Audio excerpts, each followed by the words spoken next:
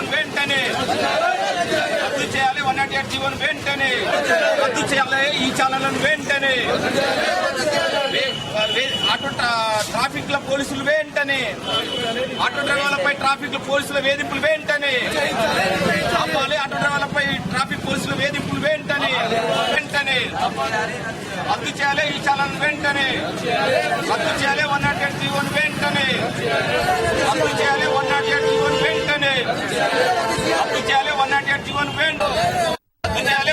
రద్దు కరో 108 రద్దు కరో